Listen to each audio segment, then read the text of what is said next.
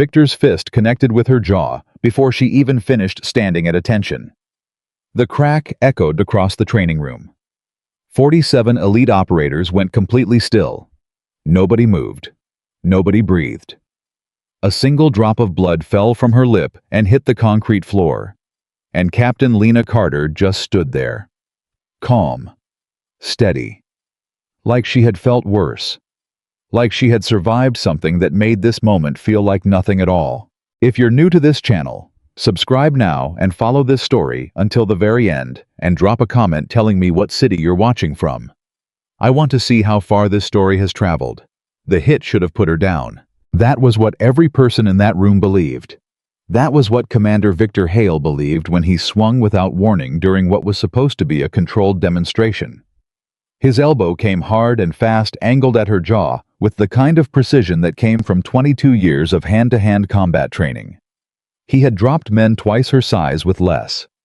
But Lena Carter did not drop. She rocked. She absorbed. And for one terrible second, the entire Joint Operations training floor went completely silent, because what happened next was not what any of them expected. She did not cry out. She did not stumble backward into the wall. She did not raise her hands in surrender or shoot a panicked look toward the door. She stood there with blood on her lip and her feet exactly where they had been before the strike, and she looked at Victor Hale with a pair of gray eyes so steady, so unnervingly calm, that 3 veterans standing along the far wall felt something cold move through their chests. That calm was wrong. Not wrong in the way incompetence is wrong. Wrong in the way that a locked door in an empty house is wrong. Something behind it that doesn't belong. "Get back in line," Victor said. She got back in line. Nobody spoke for the rest of the demonstration. Redstone Joint Tactical Facility sat on 200 acres of controlled military land that most people in the armed forces had never heard of. It was not listed on any public directory. Its official designation changed every 18 months. The personnel who rotated through it were drawn from 7 different branches across 4 allied nations, and every one of them had signed documents that made clear in very precise legal language what happened to people who talked about what they saw inside. It was a place for the kind of training that couldn't be done anywhere else. The kind that left marks. The kind where the rules were written loosely because the men running it believed that real soldiers were forged in chaos, not procedure. Commander Victor Hale had been running it for 3 years. Before that, he had spent 11 years as an active SEAL team leader. Before that, 2 tours as a combat diver in environments so classified that his service record contained entire paragraphs of black redaction. He was 47 years old, built like someone who had never once taken a day off from punishing his own body. And he moved through Redstone the way a man moves through a space he has personally conquered. He owned every room he walked into. I knew it. His staff knew it. The rotating international observers knew it. Even the senior officers who outranked him in the broader command structure gave him a wide berth when they visited, because Victor Hale's reputation had preceded him into every corner of the military world that mattered. He had earned every bit of that reputation, which was exactly why nobody questioned him when he selected Captain Lena Carter for the demonstration. She had arrived 4 days earlier. No fanfare, no escort, no prior communication that announced her coming. She had simply walked through the main security checkpoint at 0617 on a Tuesday morning with a standard military ID, a small backpack that cleared inspection without issue, and a plain manila folder tucked under one arm. The checkpoint sergeant had looked at her orders twice. "Language specialist," he read aloud. Not a question. Just the kind of thing you said out loud when something surprised you and you didn't want to admit it. "Communications analysis support," Lena had answered. "Assigned through the Multinational Observer Program." He had waved her through. That was the thing about Redstone. It processed dozens of support personnel every rotation. Trainers, communications officers, logistics coordinators, intelligence liaisons who sat in the background and took notes and made sure the paperwork was accurate. They were essential to the operation. They were also utterly invisible to the men who ran it. Lena had counted on that. She had been counting on it for a very long time. Her first 3 days at the facility passed without incident. She attended briefings and sat near the back. She completed her assigned communications reviews without error and turned in clean documentation every evening. She ate in the general mess, spoke only when directly addressed, and kept her personal space in the barracks so orderly that the administrative sergeant who checked it on day 2 had noted it in the log as exceptional. She did not volunteer information, she did not draw attention, and she watched. She watched the way Victor Hale ran his morning command briefings, who he called on first, who he ignored, which officers he challenged, and which ones he left alone. She watched the facility's security rotation patterns and how the checkpoint logs were managed. She watched the communication archives room specifically. The 2 staff members who had access to the restricted terminal in the southeast corner, and she noted how long each access session lasted and what time of day they occurred. She was building a picture, not of the training program, of the people running it. Sergeant First Class Daniel Brooks noticed her on day 2. Not because she did anything remarkable, because she didn't. And Daniel Brooks, 20 years into a career with the British SAS exchange program, had spent so long studying human behavior in high-stress environments that the absence of certain behaviors was to him as loud as a gunshot. He watched her during the afternoon urban operations briefing. She sat 3 rows from the back, slightly to the left of center, a position that gave her a clean sightline to the door, the main window, the instructor's position, and the projection screen, without requiring her to turn her head more than 15 degrees in any direction. That was not how a desk soldier sat.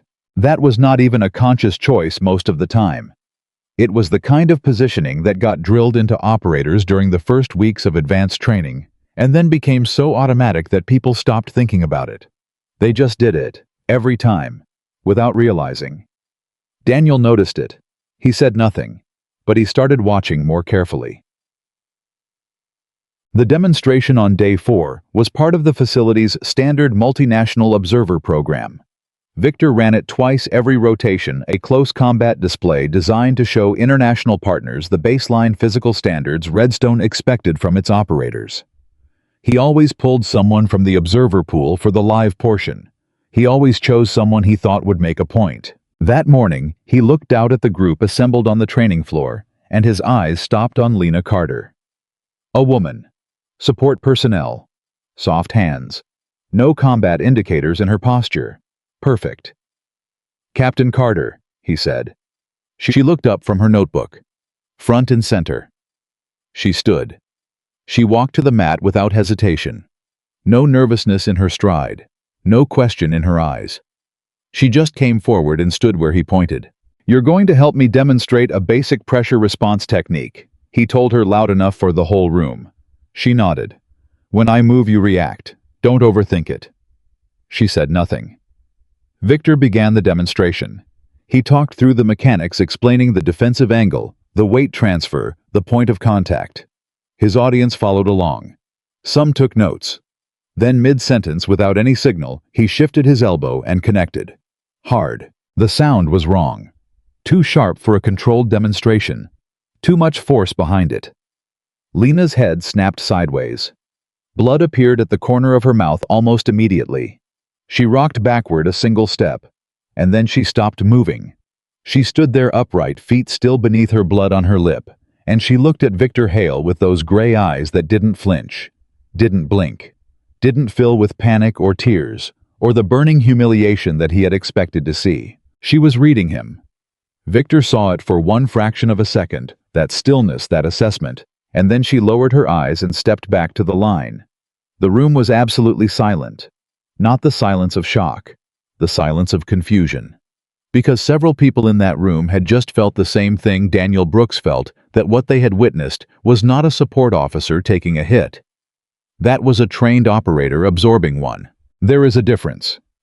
A veteran can see it in the body's first response. The micro-adjustment before impact, the breath control. After the way the weight settles back into a ready stance rather than collapsing inward. Civilians flinch and go small. Operators compress and reset. Lena had reset. Victor didn't catch it. He was already turning back to his audience with a satisfied expression, delivering his closing remarks about composure and training standards. But three men along the far wall exchanged a look. And Daniel Brooks wrote a single word in his small black notebook. That evening, Lena sat in the communications archive room and worked. Not on communications analysis. On a digital file tree, she had spent 40 minutes reconstructing from fragmented system logs that most personnel wouldn't have known existed. The facility's archive system maintained deletion records, a standard security feature that most users never needed and therefore never noticed. Lena had noticed it on day one. Someone had been deleting files from the Restricted Operations Record database. Not recently. The deletion timestamps went back almost 5 years. But the pattern was consistent. Every 90 days, a cluster of files connected to a specific operations code was partially cleared. Not fully. Just trimmed. Just enough to create gaps that looked like standard database maintenance rather than deliberate removal. Lena recognized the operations code. She would have recognized it anywhere. It was the code for Operation Silent Tide. Her hands stayed still on the keyboard. She did not move for a long moment. She breathed slowly, deliberately, the way she had learned to breathe in situations that threatened to break through the walls she had built around the thing she carried everywhere. 6 years. She had been carrying it for 6 years. 11 names.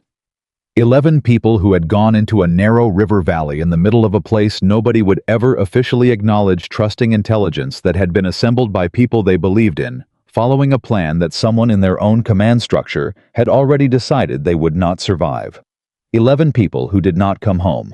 And the woman who walked out of that valley alone, bloody and frostbitten, and carrying 3 broken ribs, and the knowledge of something that powerful people needed buried. That woman had spent 6 years rebuilding the thread that connected her to the person responsible. The thread led here. It led to Redstone. It led to Commander Victor Hale. Victor began his investigation into her background the following morning. It was not an uncommon thing at Redstone. Personnel security was a standing priority, and the facility commander had broad authority to request supplementary background reviews on any assigned personnel. Victor had done it dozens of times. It was usually a formality. This time it was personal. Something about the way she had stood after the strike had bothered him through the night. He couldn't name it. Couldn't locate the exact source of the discomfort. But 22 years of reading people in the field had given him an instinct he trusted even when he couldn't explain it. He put in the request first thing in the morning. What came back by noon was clean. Almost. Captain Lena Carter, the official record stated, had entered military service at 23 through an accelerated language specialist program. Her evaluations were consistently strong. Her assignments were administrative and analytical in nature. She had no combat training designations, no special operations indicators, no disciplinary record of any kind. Clean. Unremarkable. Exactly what her ID card said. But Victor had spent enough time around classified records to know that the cleanest files were sometimes the ones that had been cleaned most carefully. He went deeper. He submitted a secondary request through a contact he had in the Personnel Security Division. A favor owed one of many accumulated over years of doing the kind of work that created debts. What came back from that request was different. Not a full file. Not enough to be actionable. But enough to make Victor Hale's jaw tighten in a way that the people who knew him best would have recognized as the expression he wore when something had begun to threaten him. The file contained a reference. A single cross-index notation buried in the way that cross-index notations always were technical language, bureaucratic phrasing, the kind of thing that most people's eyes slid right past. It referenced a classified operations code. Victor read it twice. Then he sat very still for a long moment. Then he picked up his phone and made a call he did not want to make. That afternoon, 3 things happened in close succession. First, Captain Carter's facility access credentials were quietly downgraded. The change was logged as a routine security rotation. It removed her clearance from the restricted archive room and reduced her access to the communications analysis terminals to read-only status. Second, a performance note appeared in her temporary assignment file. The note cited concerns about her completion rate on assigned tasks and her apparent unfamiliarity with certain technical systems. It was brief, professionally worded, and completely fabricated.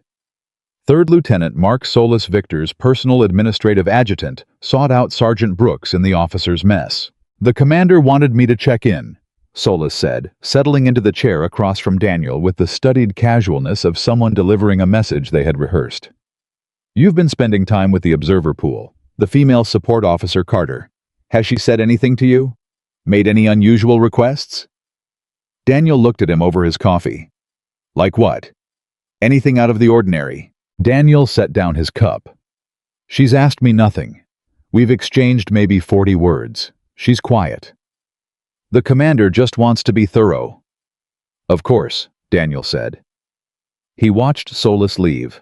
Then he opened his small black notebook and wrote down the time, the date, Solis's exact words, and his own read on the conversation. "Hale is nervous. This escalated faster than it should have." Lena discovered the access restriction at 1340. She did not react visibly. She logged the timestamp. She documented the change in a small encrypted notepad application running on a personal device that was not connected to any facility system. She noted the timing, 36 hours after Victor's demonstration, approximately 20 hours after she had accessed the archive deletion log. Then she closed the terminal and walked to the mess hall. She sat down across from Daniel Brooks. "You're watching me," she said quietly. He didn't deny it. "You noticed." "On day 2. He tilted his head slightly. "And you said nothing." "I wasn't sure what side you were on."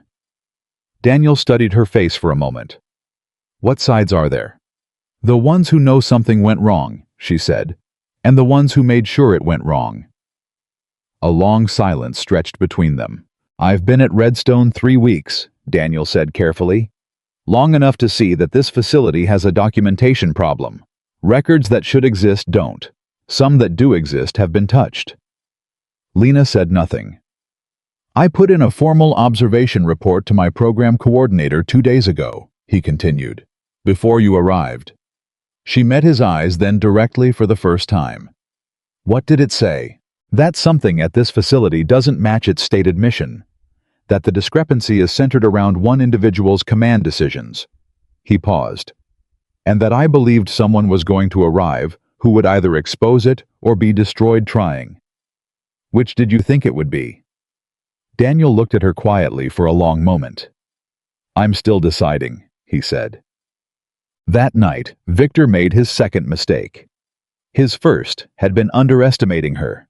His second was underestimating Daniel Brooks. He had his adjutant pull Daniel's program file. He read through the SAS observer's credentials and his history and his assignment parameters, and he concluded correctly that Daniel Brooks was exactly who he appeared to be, a decorated, methodical, observationally sharp veteran who had been sent to Redstone as part of a legitimate Allied training exchange. What Victor failed to account for was that legitimate, methodical, observationally sharp veterans were precisely the worst people to have watching when you were trying to quietly dismantle someone's credibility. Daniel had already documented the access restriction change.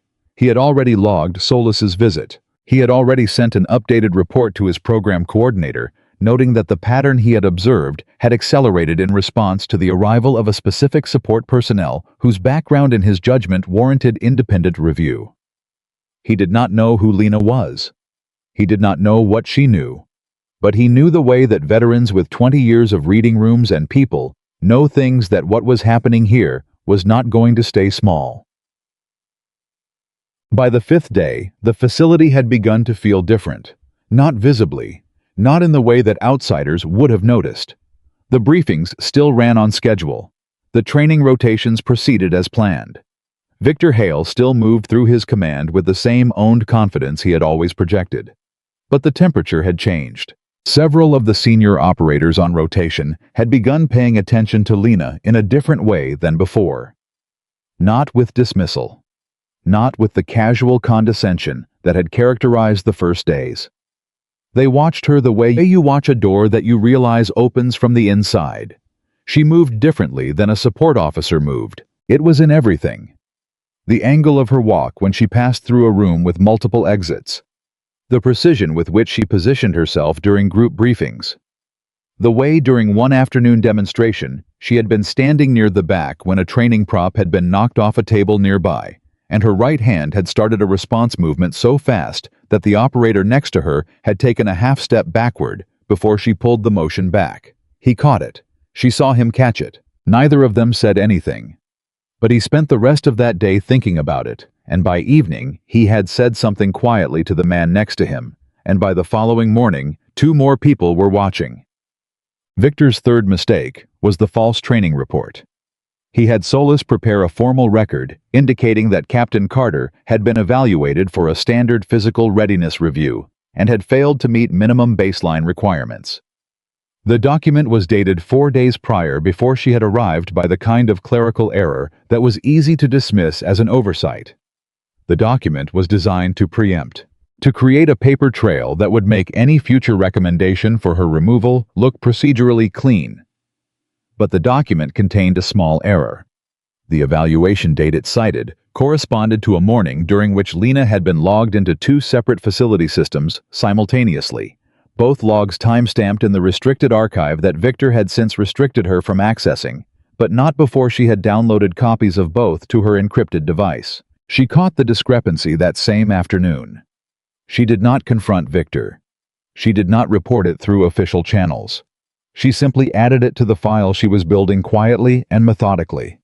The same way she had been building it for 6 years, one piece at a time, each piece interlocking with the last, until the picture they formed together was too complete, too consistent, too corroborated to be dismissed. That evening, she sat alone in the barracks long after the others had gone to sleep, and she looked at the files on her encrypted device, and she thought about 11 names on a wall in a place she still visited in her dreams.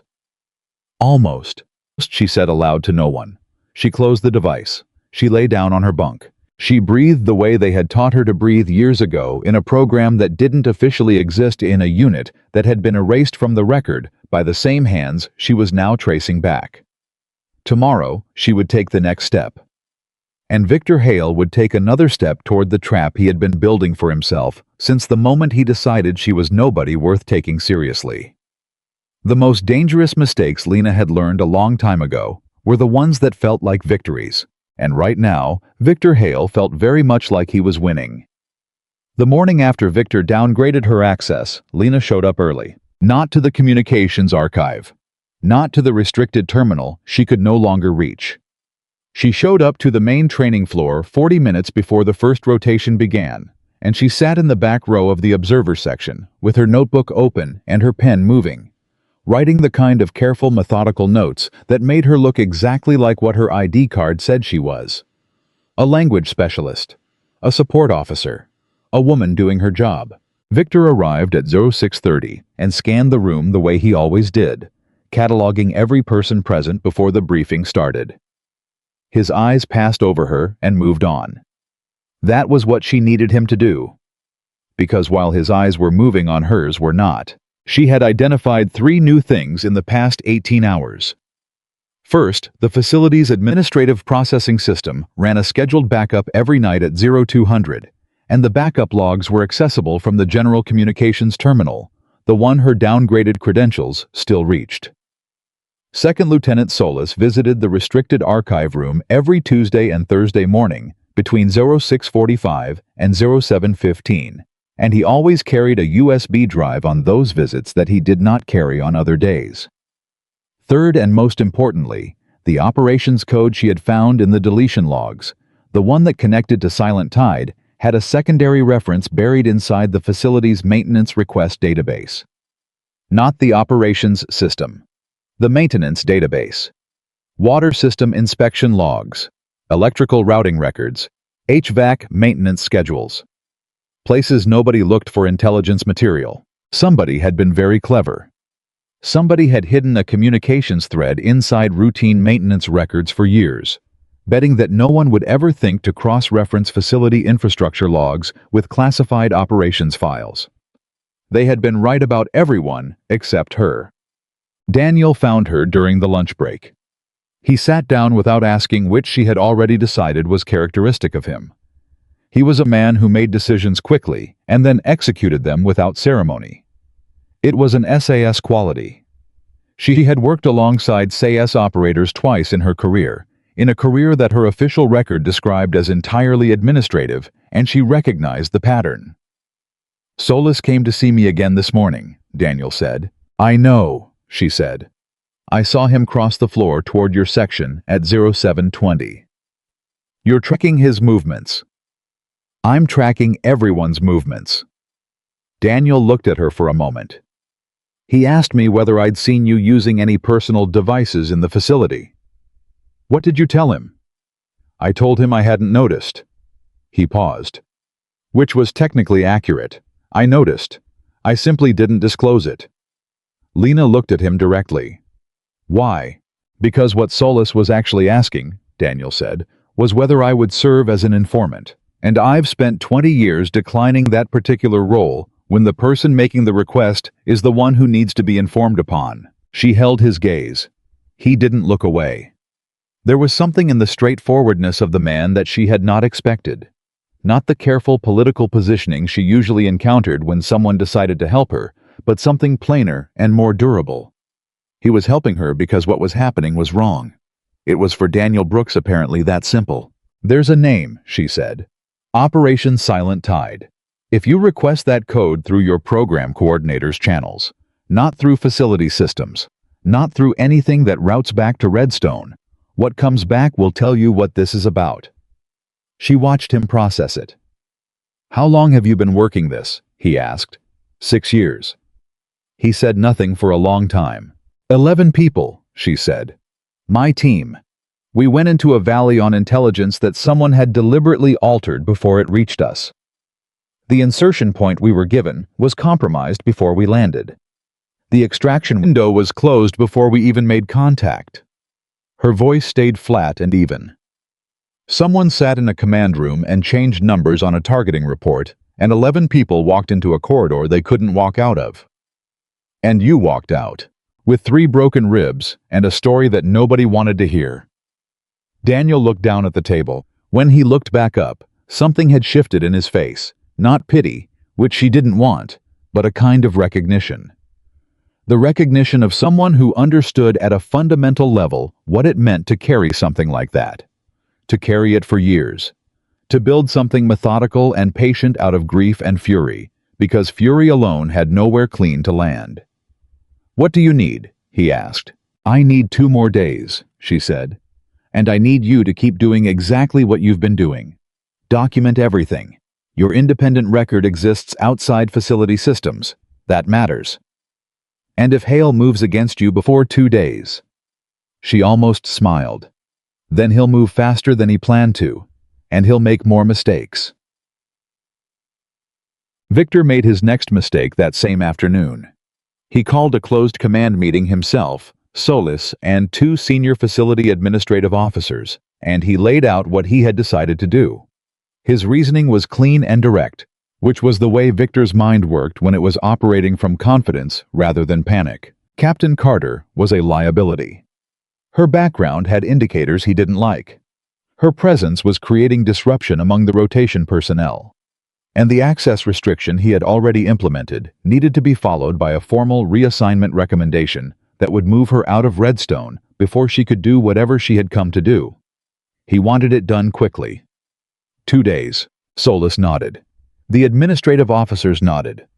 Nobody in that room asked the question that should have been asked, which was, if she's just a support officer, why does she require this level of response? Nobody asked it because nobody in that room wanted to know the answer. Victor walked out of the meeting feeling like a problem was being solved. He was not solving a problem. He was accelerating a timeline that Lena had already accounted for. The maintenance database cross-reference took her 4 hours to fully reconstruct. She worked from the general communications terminal during the afternoon's open access window, pulling infrastructure logs that were publicly available to all facility personnel and comparing them against the date stamps she had photographed from the deletion record before her restricted access was revoked.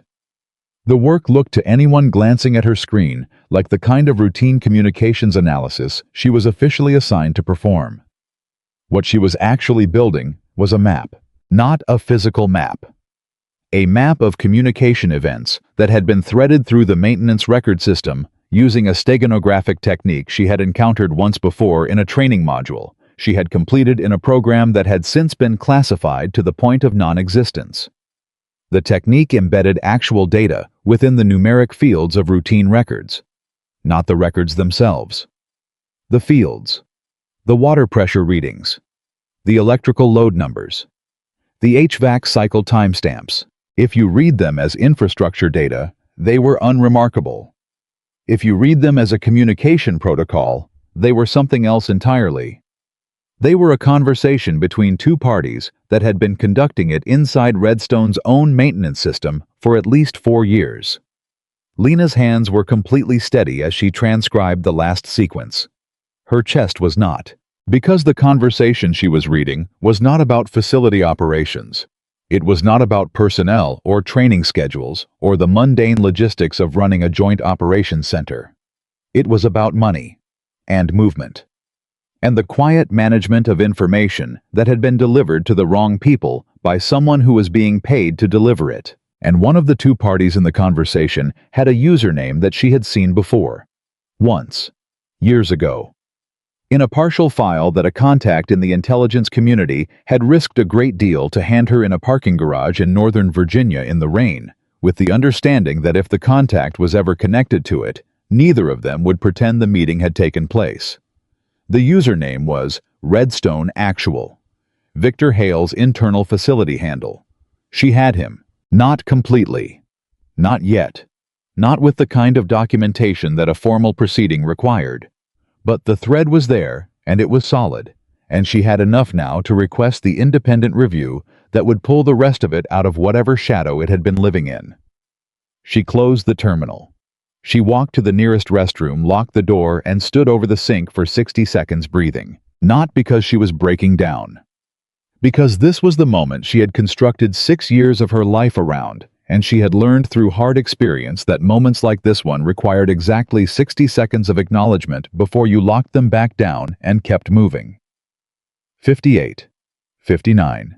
60. She unlocked the door and went back to work. That evening was the first time she called the number. She had carried it for 8 months. A direct line to Colonel James Mercer, the senior oversight commander responsible for Redstone's operational integrity, embedded within a broader multinational training command structure that placed him 2 levels above Victor Hale's authority. She had not called it because calling it prematurely before she had enough to be undeniable would have simply gotten her removed. People with power and something to protect were very efficient at discrediting sources who came forward with incomplete cases. She had watched it happen twice during the 6 years she had spent following this thread. Both times, the people who came forward too soon had found their credibility systematically dismantled before the conversation could begin. She had not intended to be a third example. But the timeline had changed. Victor was moving to reassign her within 48 hours, and if she left Redstone without triggering the review through official channels, the maintenance database evidence which lived on facility servers she would no longer have access to would be cleaned within a week of her departure. She made the call from outside the facility perimeter during the evening's authorized off-base recreation window on a personal phone that had no connection to any system that could be monitored from inside Redstone. It rang twice. "Mercer," said the voice on the other end. "Colonel," she said. "My name is Captain Lena Carter. I'm assigned to Redstone on a multinational observer support rotation. I have a formal request for an independent operational integrity review of this facility and its commanding officer, and I have documentation to support it." A pause. What kind of documentation? The kind that connects Commander Hale's access history to a series of communications events that were threaded through facility maintenance records over a period of 4 years, and a cross-reference to an archived operations code that I believe you'll recognize. What code? Silent Tide. The pause this time was longer. "Captain Carter," Mercer said, and his voice had shifted into something harder and more careful. "I need you to tell me how you have access to that designation." "Because I was on the team, sir," she said. "I was the only one who came back." 3 full seconds of silence. "Don't go anywhere," he said. "I'll be at Redstone in 14 hours." She almost made it back inside without anyone seeing her. Almost. Solus was standing near the secondary entrance when she came through, and the look on his face when he saw her told her everything she needed to know. He had been watching for her, which meant Victor had ordered someone to watch, which meant the accelerated timeline was already in motion. "Captain Carter," Solus said, "late for the recreation window." "I was within the authorized perimeter, of course." He smiled in a way that had no warmth in it. "The commander asked me to let you know that your rotation assignment has been flagged for administrative review. You'll need to report to the processing office first thing tomorrow morning." She looked at him. "What time?" 0700. "I'll be there," she said. She walked past him. She felt his eyes on her back all the way down the corridor. Daniel was awake when she knocked on the frame of his open door. He looked at her face and set down the book he was reading. "He's moving tomorrow," she said. Daniel stood. "How much time do you have?" 14 hours before the colonel arrives. I need Victor to wait until then. If he processes the reassignment tonight, I lose leverage. What can I do?" "Your program coordinator does your reporting relationship bypass Redstone's internal command structure. Completely independent channel," Daniel said. "SAS exchange protocols specifically designed to prevent host facility interference. I need you to send an updated report tonight. Not to trigger any action, just to create a time-stamped external record that an allied program observer formally noted anomalous command behavior and requested independent review at approximately this time on this date." Daniel was already reaching for his secure communication device. "Consider it done," he said. She nodded. "Thank you." "Don't thank me," he said. "Just make sure what you have is solid." "It's solid." He looked at her with the kind of directness that 20 years of fieldwork had built into a permanent feature of his face. "Then go sleep. You need to be sharp tomorrow." She didn't argue. She went back to her bunk and lay down in the dark and stared at the ceiling and did not sleep for a long time. She lay there and thought about the valley. The way it had looked from the insertion point when they had realized all at once that the coordinates were wrong. The way Sergeant Alvarez had grabbed her arm and said, "Something's off," 2 seconds before the first contact. The way she had fought and run and carried herself out of that valley on the understanding that carrying herself out was the only thing she could do for the people she left behind. She thought about their faces. She thought about the families who had been told in the careful language that the military uses to wrap the unbearable in protocol that their sons and daughters and husbands and sisters had given their lives in service to their country. Which was true. What was not told because it was not known by the people doing the telling was that they had given their lives specifically because someone inside their own command structure had decided their lives were an acceptable currency for something else. For money. For a contract. For the kind of quiet corruption that lived inside institutions like a parasite, invisible and devastating. Victor Hale had taken those 11 lives. And tomorrow, Lena was going to prove it. She breathed. She steadied. She let the grief move through her the way she had trained herself to let it move. Not suppressing it, not feeding it, just letting it pass. It passed. She closed her eyes. At 035D in the morning, she woke to her internal alarm and sat up in the dark. 3 things happened between 0350 and 0630 that Victor did not know about.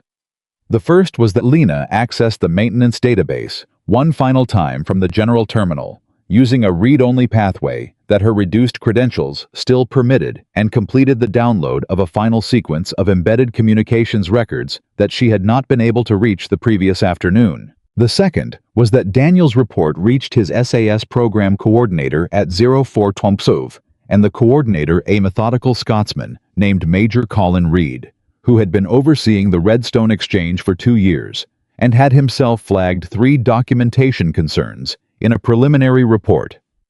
The previous month, read it immediately upon waking and placed 2 calls, one to his own chain of command and one to an Allied oversight office in Brussels. The third was that Colonel James Mercer, who had not slept after Lena's call, had already contacted 2 members of the Joint Command's Independent Inspector General Office and was currently being driven toward Redstone at a pace that would put him on facility grounds, not at the 14-hour mark he had estimated, but significantly sooner. Victor Hale was eating breakfast at 0630 and feeling satisfied. The processing paperwork for Carter's reassignment was ready. Solis had it prepared. By 0900, she would be administratively removed from Redstone and en route to a debriefing that would establish formally and on record that her assignment had produced nothing of value and that she had been found lacking in the baseline competencies expected of her support role. He lifted his coffee. He took a sip. Solis came through the door at 0648. The look on his face made Victor set the coffee down. "What?" "Colonel Mercer's vehicle just cleared the main checkpoint," Solis said. "He's on facility grounds." Victor stared at him. "He wasn't scheduled." "No, sir." "Did he call ahead?" "No, sir." Victor pushed back from and stood. His mind was already moving through possibilities, constructing explanations, assembling the composed and confident version of himself that he deployed when he needed to manage situations from a position of apparent strength. "Get me her file," he said, "the full processing package, and call the admin officers." "Sir." "Now, Solis." He strode out of the mess hall with the practiced authority of a man who believed he still controlled the terrain. He moved through the facility corridor with his shoulders back and his jaw set and his mind working at speed, and he did not see Lena Carter until he was almost past her. She was standing near the processing office, not inside it, near it, standing very still with her small notebook under her arm and her hands clasped in front of her, and those gray eyes that watched him cross the floor toward her with the same expression they had carried since the morning after he hit her on the training mat. Calm, patient, waiting. He slowed for half a step. "Your reassignment processing is scheduled for 0700, he said. "I'm aware," she said. "I'll be there." He looked at her for exactly 2 seconds, trying to read something in that face, trying to locate the crack. He expected to be there. Nervousness, fear, the knowledge that she was about to be removed and her case dismantled, and 6 years of work buried under administrative procedure. He saw nothing. He walked on. Behind him, Lena turned toward the facility's main entrance, because Colonel Mercer had just walked through it, and the expression on the colonel's face when he crossed the lobby and saw her standing there, the recognition, the gravity of it, the weight of a name he had known for 6 years, finally attached to a living person in front of him, was something that Victor Hale, already 20 meters down the corridor, could not see. "Captain Carter," Mercer said quietly. "Colonel," she said. He looked at her for a moment with the kind of look that senior commanders sometimes gave the dead when they discovered they were still alive. Then he straightened. "My office," he said. "Tell me everything." And she followed him down the corridor past the processing office, where her reassignment paperwork sat waiting, past the training floor, where 47 operators were beginning their morning rotation, past every room in that facility where someone had looked at her and seen only what she wanted them to see. She had been patient for 6 years. Today, patience was done. Mercer's temporary office was the one Victor Hale had used for senior command meetings. That was not an accident. Mercer had walked through the facility's main corridor, assessed 3 rooms, and selected that one specifically. He didn't explain his reasoning to anyone. He didn't need to. But Lena understood it the moment she stepped inside. He had chosen the room that would send the clearest possible signal to Victor Hale about who currently held authority inside Redstone's walls. The colonel sat down across from her and folded his hands on the table. "Start from the beginning," he said. "Not the mission, before the mission." She looked at him. "How much clearance do you have for Silent Tide?" "Full," he said. "I was on the oversight panel. I signed the operational authorization." Something moved through her chest at that, not suspicion, not yet, but the careful vigilance of someone who had learned that proximity to an operation did not equal innocence. She held it steady and filed it away and kept her face neutral. "Then you know what the mission parameters were," she said. "I know what I was told they were." He met her eyes. "Which is exactly why I've been waiting 6 years for someone to sit in front of me and tell me what they actually were." She studied him for 3 seconds. His file, which she had reviewed 8 months ago when she first obtained his contact information, showed 31 years of service with a record that contained no financial anomalies, no classified adjacent associations, and no documented contact with any of the individuals she had been tracking. His response to her call the previous night had been immediate and had contained no attempt to manage or redirect. He was not part of it. She let out a breath she had been holding for longer than she realized. 6 weeks before the insertion, she said, the team received a final targeting package. Grid coordinates entry and extraction windows contact assessment. Standard format. The package came through the classified distribution channel from the Joint Intelligence Cell. I saw the package, Mercer said. The package you saw was not the package that was transmitted to us. He went very still. Our version had a different insertion coordinate, she said. 40 meters east of what the original specified. 40 meters that put us directly into a pre-positioned contact kill zone that the original coordinate deliberately avoided. She kept her voice flat and precise. Someone intercepted the package between the intelligence cell and our distribution point and changed that coordinate. 1 number, 4 digits. That's all it took. Mercer's jaw tightened. You can prove this. I can prove the transmission was altered, she said. I have the original metadata signature from our received package and a partial record I obtained from a contact in the intelligence archive, showing the original transmission values. The discrepancy is measurable and specific. She opened her notebook and laid 2 printed pages on the table. And I can prove that the person who had access to that distribution pathway at the critical window was stationed here, at Redstone, in a support capacity that nobody questioned because everyone was looking at operators, not support staff. Mercer looked at the pages. He didn't touch them. Hale, he said. He wasn't running the facility then, Lena said. He was an intelligence liaison, 18 months into a non-combat posting after his second rotation. His access to the joint distribution channel was routine. Nobody flagged it. Until you. Until me. Mercer picked up the pages. The room was very quiet. Victor found out Mercer was in his command meeting room at 0712. He found out from Solis, who had found out from the front desk clerk who had seen the colonel walk through with Captain Carter, and had mentioned it to 2 other personnel before the information traveled the facility's informal communication network at the speed. Such information always traveled in closed military environments. Victor stopped walking. He's in my conference room, he said. Yes, sir. With Carter. It appears so. Victor's face didn't change. His face very rarely changed when he was managing a threat, because managing threats was something he had done for 22 years, and he had trained himself out of the visible reactions that gave lesser men away. But inside something cold and precise was running calculations. Mercer's arrival was not random. Mercer's arrival, unannounced. 14 hours after Carter had been on the phone outside the facility perimeter.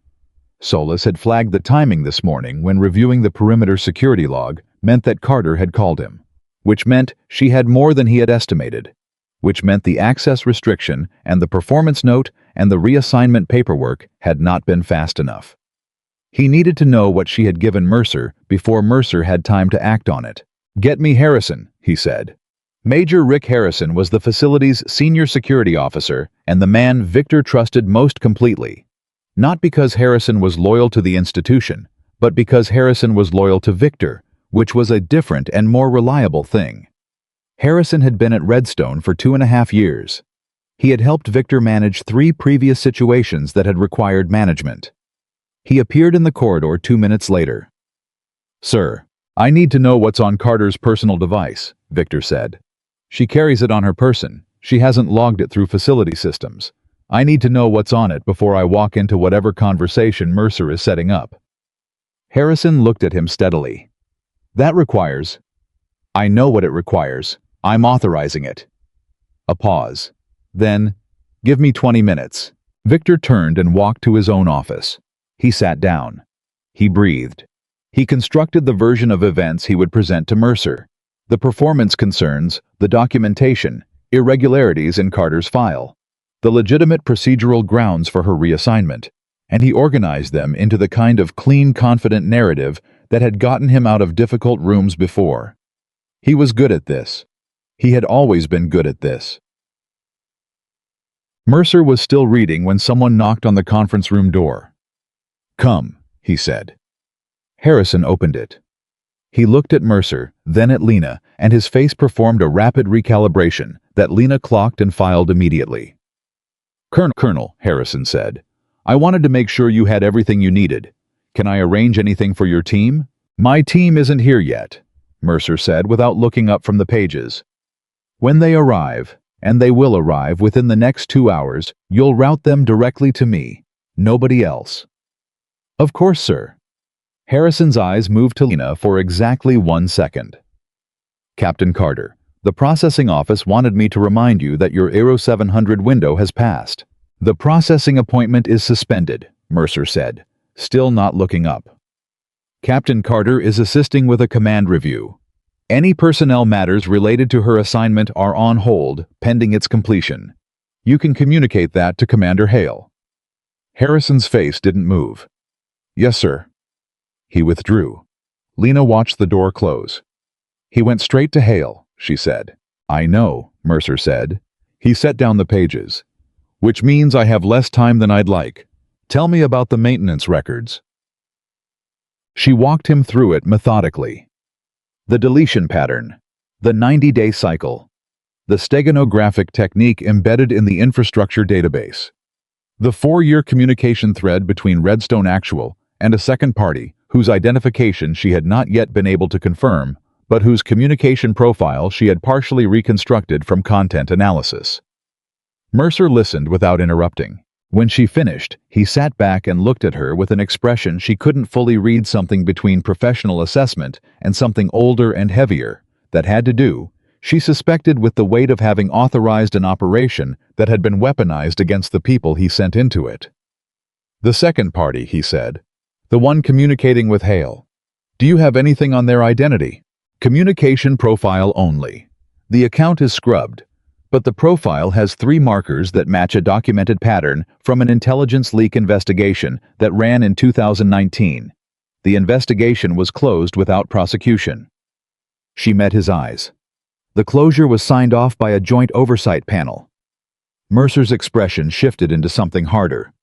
"Who was on that panel?" "I don't have complete membership," she said.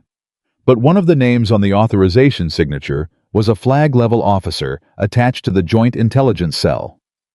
The same cell that managed the Silent Tide targeting package." The silence in the room became a different kind of silence.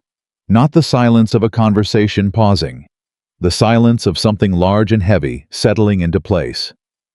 "You think it goes further than Hale," Mercer said. "I think Hale is the thread I can prove," she said.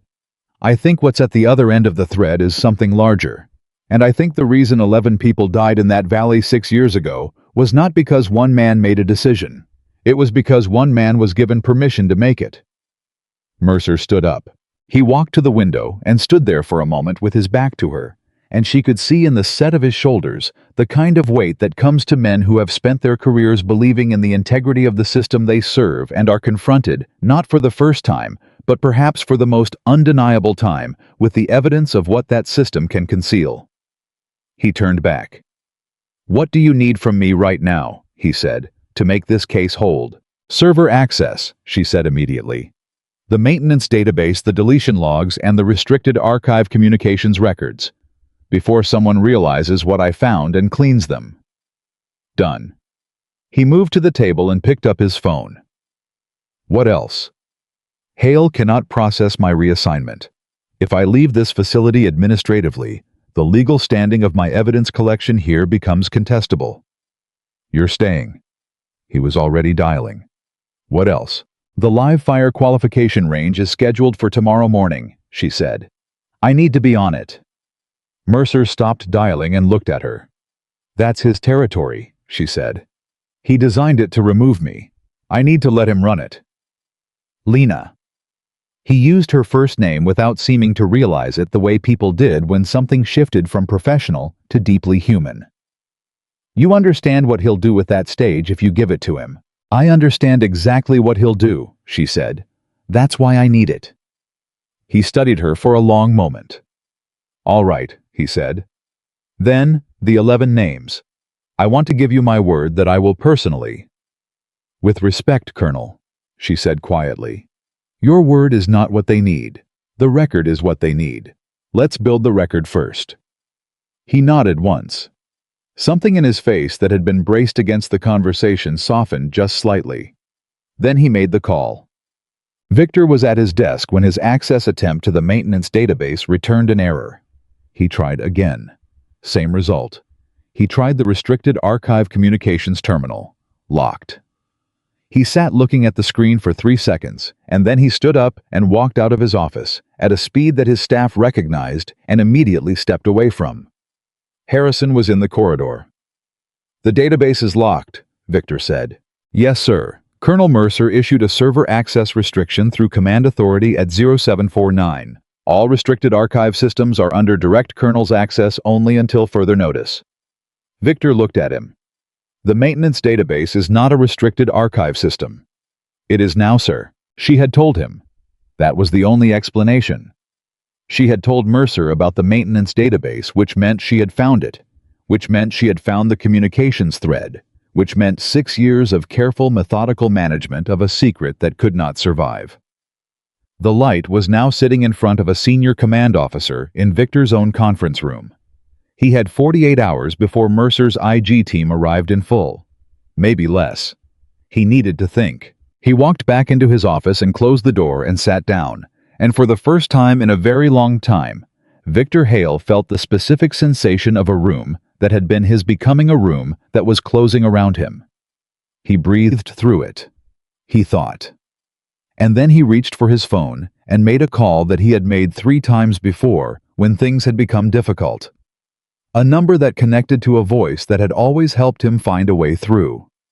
The line rang 4 times. Then it went to a recording. He called again. Same result. He sat very still. The second party in the communication thread.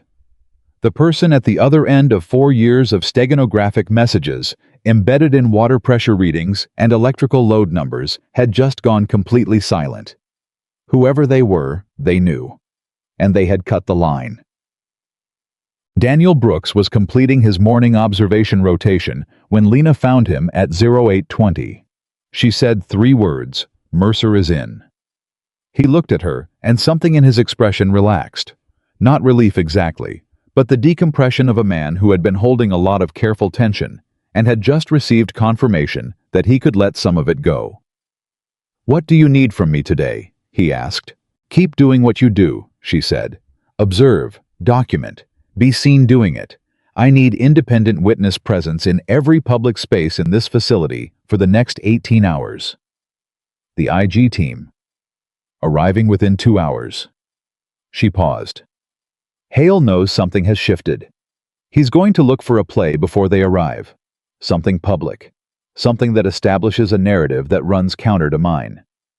The qualification range, Daniel said immediately. Tomorrow morning. He studied her. And you're letting him have it. I'm letting him build the stage, she said. The performance is mine. Daniel looked at her for a long moment. You're a very particular kind of person, Captain Carter. Is that a compliment? It's an observation, he said. Then more quietly, but yes. The IG team arrived at Hun 34. 3 officers, 2 senior investigators, 1 forensic systems specialist. They came through the main checkpoint with Mercer's authorization credentials and went directly to the temporary command office without stopping. The facility watched them arrive. This was unavoidable. A closed military installation processes information about itself, the way a body processes illness, rapidly, internally, with every connected system responding, whether invited to or not. By 1100, every person on the rotation knew that a formal command review was underway. By 1130, the shape of what that review concerned had begun to circulate in the careful, half-stated way that such things circulated in places where people were trained to communicate precisely and had therefore learned exactly how to be imprecise when imprecision was safer. Victor felt it. He felt the shift in how people moved around him, the way conversations closed slightly faster when he entered a space, the way eyes adjusted. He had spent 22 years reading rooms, and the room of Redstone Joint Tactical Facility was telling him something very clearly. The gravity had changed. He responded the way he had always responded to challenge, which was by projecting more of what had always worked. Authority, confidence, the physical and verbal presence of a man who owned every room he entered. He ran the afternoon training rotation personally. He moved through the facility with his chin up and his shoulders back. He addressed his staff with the same decisive clarity he had always used. Nobody saluted him any differently, but nobody met his eyes quite the same way either. At 1400, one of the IG investigators came to find him. "Commander Hale, Colonel Mercer would like a word." Victor straightened his uniform. "Of course." He walked into the conference room. Mercer was standing. The IG team was arranged around the table. Lena Carter was not present. He noticed this immediately, processed it, filed it as significant. "Victor," Mercer said. His voice was level and careful in the way that voices became level and careful when they were being recorded. "Colonel?" Victor took the chair he was gestured toward. "I understand there's been a review initiated. I want to make clear that I and my staff are fully available to support any..." "The maintenance database," Mercer said. Victor stopped talking. "I want to understand your access history to the facility's infrastructure management system," Mercer said. "Specifically the routine record fields, water system electrical routing, HVAC cycle logs." Victor looked at him. "I have standard facility commander access to those systems," he said, "for operational management purposes." "Of course." Mercer opened a folder on the table and laid a page in front of Victor. "Can you explain the pattern of access events in this log? Specifically, the regularity of the intervals and the access duration, which is notably longer than what infrastructure management review would typically require." Victor looked at the page. He looked at it for a long time. The page showed his access log for the maintenance database going back 38 months. The intervals were there precisely as Lena had documented them. 90 days. Regular. Each session running 40 to 70 minutes. "Routine review," he said. "Of water pressure readings," Mercer said, "and electrical load numbers, and HVAC cycle timestamps." "That's correct. For 40 to 70 minutes per session." Victor looked up from the page. He met Mercer's eyes, and in that moment, something passed between them. Not words, not argument, but the clear and unambiguous recognition that one of them was sitting at a table where every exit had already been closed, and they both knew it, and the only question remaining was what happened next. "I'd like to have legal counsel present before continuing this conversation," Victor said. Mercer nodded once. "That's your right. I didn't say anything else. He didn't need to. The room said everything." Lena was in the corridor outside when Victor came through the door. She hadn't planned to be there. She had been walking from the communications office to Mercer's temporary station, and the timing had simply aligned. But she was there when the door opened, and Victor walked out. And for the second time since she had arrived at Redstone, they were standing 3 feet apart, looking directly at each other. This time, there was no training mat, no crowd, no performance of dismissal, just the two of them in a corridor. And this time, Victor Hale looked at her differently. Not with contempt. Not with the easy confidence of a man who believed he was managing something beneath his level. He looked at her with the expression of someone who had just fully understood for the first time what they had been looking at all along. Not a translator. Not a desk soldier. Not a woman who had stumbled accidentally into a facility where she didn't belong. Something else. Something that had been here on purpose from the beginning, with a purpose that had nothing to do with the role printed on her ID card. He said nothing. She said nothing. He walked past her. She didn't turn to watch him go. She didn't need to.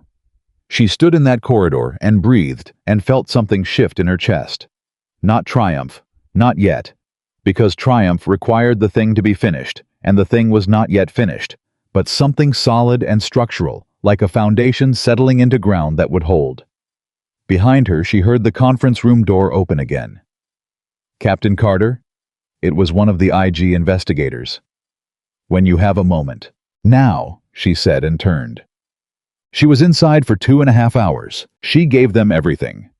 The metadata discrepancy from the targeting package, the deletion log pattern, the steganographic communications thread, the cross-reference to the 2019 leak investigation, the username, the dates, the sequence of access restriction changes and falsified performance documentation that Victor had generated after her arrival, each one time-stamped, each one contradicted by an independent record she had preserved before he could reach it. The forensic systems specialist pulled up the maintenance database on a command terminal and ran a direct verification of the embedded data patterns while Lena watched. He looked up from the screen after 11 minutes. He looked at the lead investigator. "It's there," he said. "Exactly as described." The lead investigator wrote something in his notebook and underlined it twice. Lena looked at her hands on the table, and then she looked up at the ceiling, and she thought about a valley 6 years ago, and about 40 meters of distance between where they had landed and where they were supposed to land, and about how 40 meters had been enough to end 11 people's stories while hers kept going. She thought about the weight of that. She thought about how she had carried it every single day for 6 years, and how the carrying had shaped her into someone who could do exactly this: sit in this room, in this facility, across from these investigators, and lay down a case that was airtight and complete and undeniable. The weight had not broken her. It had built her. "One more thing," the lead investigator said. "The second party in the communications thread. The account that went silent today. You indicated a possible connection to the 2019 oversight panel." "Yes," she said. "We're going to need to trace that." "I know," she said. "I can give you the profile markers. The rest will take resources I don't have." "We have them." She nodded. "Captain Carter," the investigator said, setting down his pen, "I need to ask you directly. Are you prepared for what comes next? When this moves to formal proceedings, your role in the investigation becomes part of the record, your actual background, your real assignment history." She met his eyes. "My teammates' names need to be on the record," she said. "Whatever it takes to put them there." He held her gaze for a moment. Then he nodded. "We'll reconvene at 0600 tomorrow," he said, "before the range exercise." She stood. She picked up her notebook. She walked out of that room carrying something lighter than what she had walked in with, not because the work was done, but because the part she had done alone was finally over. The thread she had followed for 6 years through silence and institutional resistance, and the specific loneliness of knowing something that nobody around you would acknowledge had now been handed to hands that had the authority to follow it the rest of the way. Tomorrow Victor would run his qualification range. Tomorrow he would stand in front of operators and military leaders and international observers and try to use that stage to finish what he had started when he called her to the mat. He didn't know that the stage had already been taken from him. He didn't know that what he was building tomorrow with every lane marker and every target and every carefully arranged audience was not a demonstration of her failure. It was the last piece of evidence, and she was going to give him the performance of her life. She didn't sleep much, not because she was afraid. Fear was something she had made her peace with a long time ago, not eliminated, not suppressed, but understood and placed where it belonged, which was behind the work. Underneath the patients serving the mission rather than disrupting it.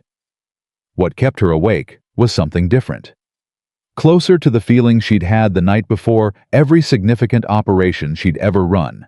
That particular alertness that came when a thing you had spent a long time preparing for was finally within hours of happening. She lay on her bunk and ran through every variable. Victor would run the range hard.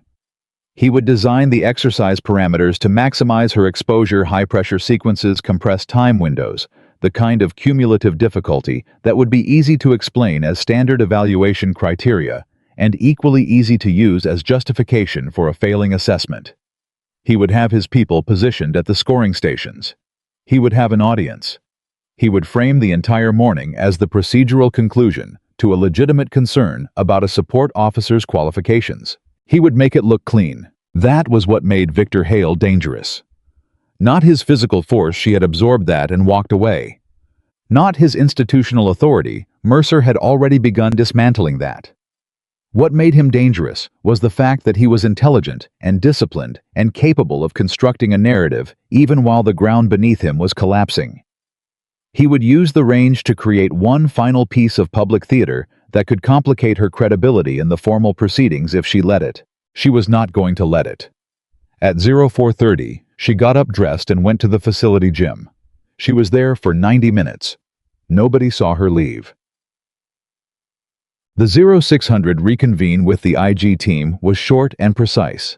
The lead investigator, whose name was Major Patricia Osei, a compact woman in her late 40s, whose face managed to convey both complete professional detachment and the kind of absolute moral seriousness that came from years of prosecuting institutional misconduct, laid out the morning sequence in clean factual language. Victor Hale had formally requested legal counsel the previous evening.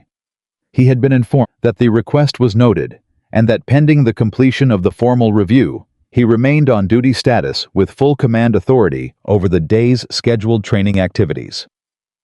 This was standard procedure, and also, Osei acknowledged a calculated decision removing him from command before the range exercise would give him grounds to claim the evaluation had been interfered with. Letting him run it under observation with Mercer present created a documented record that served the investigation. "He'll know we're watching," Lena said. "Yes," Osei said. "That's the point." Lena looked at her. "And if he decides not to run it, if he pulls the exercise?" "Then he's made a decision that goes into the record," Osei said. "Either way we document. Either way it becomes part of the case." She paused. "He won't pull it. Men like Hale don't retreat from stages they've built. It feels too much like surrender." "He'll run it harder than planned," Lena said. "Probably." Osei studied her. "Can you handle harder than planned?" Lena looked at her steadily. "Can you make sure every score is independently verified?" Osei almost smiled. "Already arranged." Victor arrived at the range at 0720. He had slept 4 hours. He had woken at 0300 and spent the pre-dawn hours the way he always spent difficult pre-operational hours reviewing, preparing, constructing. He had spoken to his attorney by phone at 0500.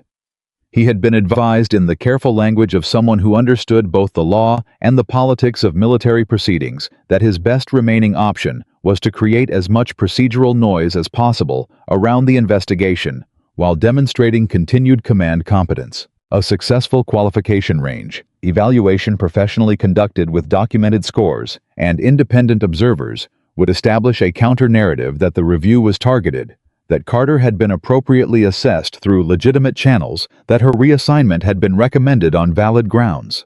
It wasn't much, but it was something.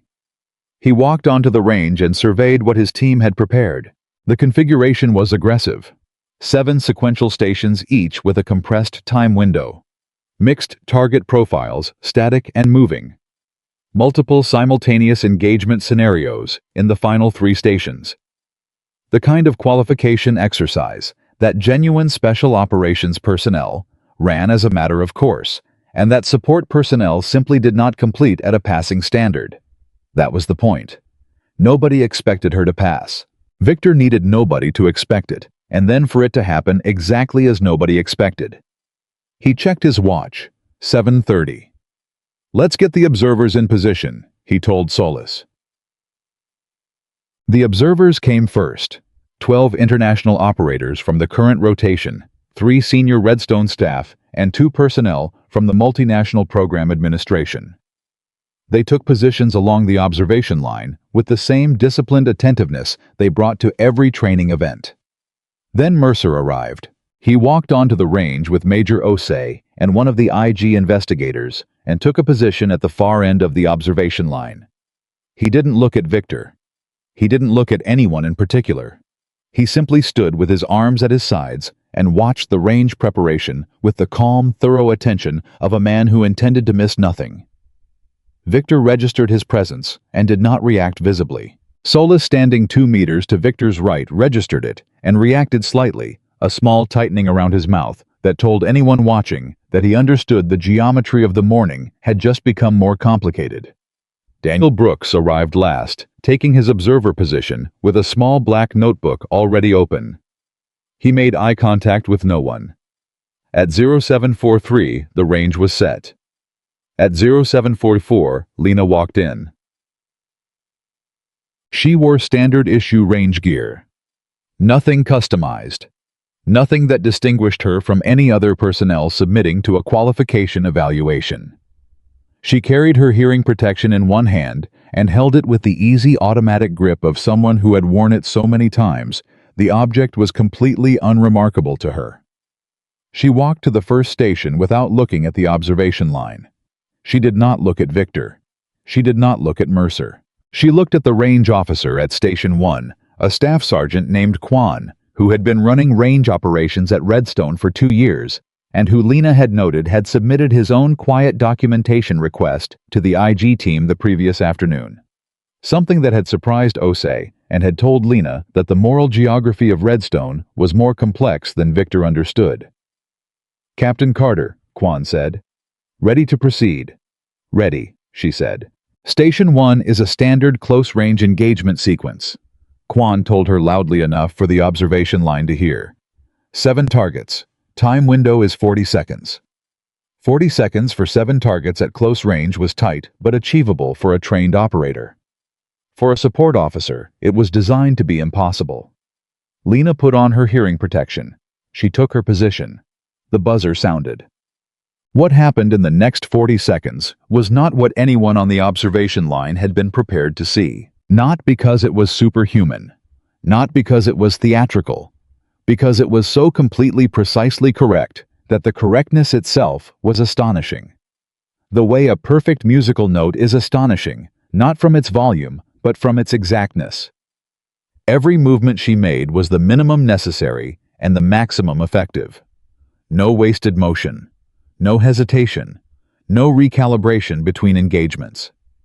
She moved through the sequence with the fluency of someone for whom this was not a test, but a language she had been speaking for years. 7 targets, 31 seconds. 7 hits center mass grouped with a consistency that Sergeant Quan, who had been watching people shoot for 12 years, registered with a very controlled exhale and a very careful note on his scoring sheet. She lowered her weapon. She stepped back from the station. The observation line was quiet. Not the quiet of disinterest. The quiet of people recalibrating. Victor kept his face neutral. But his jaw had tightened by 1 degree, and the 2 operators standing nearest him on the line both noticed it, and both of them turned back to the range with expressions that had shifted from expectant into something more attentive. "Station 2, Quan announced. Station 2 was a moving target sequence. 3 targets on lateral tracks, staggered timing engagement window of 25 seconds. She hit all 3 inside 18. Station 3 was a stress fire scenario, elevated heart rate simulation, following a 30-second physical exertion requirement before engagement.